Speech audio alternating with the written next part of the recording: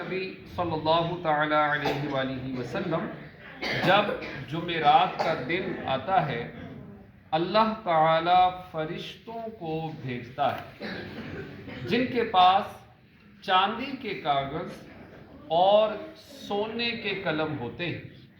وہ لکھتے ہیں کہ کون یوم جمعرات اور شب جمعہ مجھ پر کثرت سے درود پاک پڑھتا ہے۔ سبحان اللہ۔ صلو علی الحبیب۔ صلی اللہ تعالی علیہ۔ 10واں سپارہ سورہ توبہ کی آیت نمبر 54۔ اللہ رب العزت کا فرمان عالی شان ہے وَمَا مَنَعَهُمْ أَن تُقْبَلَ مِنْهُمْ نَفَقَاتُهُمْ، اور وہ جو خرچ کرتے ہیں اس کا قبول ہونا بند نہ ہوا إِلَّا أَنَّهُمْ كَفَرُوا بِاللَّهِ وَبِرَسُولِهِ، مگر اسی لیے کہ وہ اللہ و رسول سے منکر ہوئے۔ وَلَا يَأْتُونَ الصَّلَاةَ إِلَّا وَهُمْ كُسَالَىٰ، اور نماز کو نہیں آتے مگر جی ہارے۔ وَلَا يُنفِقُونَ إِلَّا وَهُمْ كَارِهُونَ، اور خرچ نہیں کرتے مگر ناگواری سے۔ منافقین کا راہ خدا میں خرچ کرنا مردود ہے، اور اس کی وجہ یہ ہے کہ وہ اللہ تعالیٰ اور اس کے رسول صلی اللہ تعالیٰ علیہ وآلہ وسلم کے ساتھ کفر کرتے ہیں، اور وہ سستی اور کاہلی کے ساتھ نماز پڑھنے آتے ہیں، کیونکہ وہ نہ تو نماز پڑھنے پر ثواب کی امید رکھتے ہیں اور نہ ہی اسے چھوڑ دینے پر عذاب کا خوف رکھتے ہیں۔ یوں ہی جو کچھ وہ خیرات کرتے ہیں وہ بھی ناگواری سے کرتے ہیں، کیونکہ اس میں بھی وہ ثواب کے قائل نہیں، صرف اپنے نفاق کو چھپانے کے لیے خیرات کرتے ہیں۔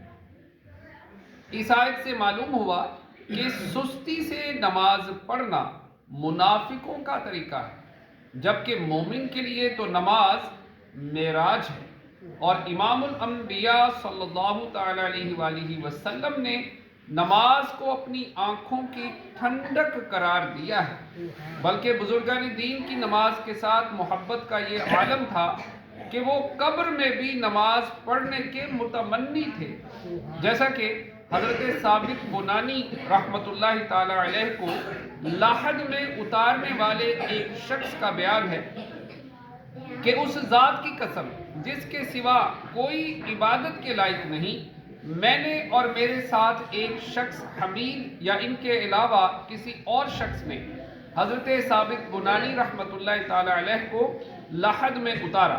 جب ہم نے مٹی برابر کر دی تو ایک جگہ سے تھوڑی مٹی ان کی قبر میں گر گئی، تو اچانک میں نے دیکھا کہ حضرت ثابت بنانی رحمۃ اللہ تعالی علیہ قبر میں نماز ادا فرما رہے ہیں۔ میں نے اپنے ساتھ والے شخص سے پوچھا کہ کیا آپ نے دیکھا؟ اس نے مجھے خاموش رہنے کا کہہ دیا۔ پھر جب ہم حضرت ثابت بنانی رحمۃ اللہ تعالی علیہ کی تدفین سے فارغ ہوئے تو ان کی بیٹی کے پاس آ کر ان کے عمل کے بارے میں دریافت کیا تو اس نے پوچھا آپ لوگوں نے کیا دیکھا؟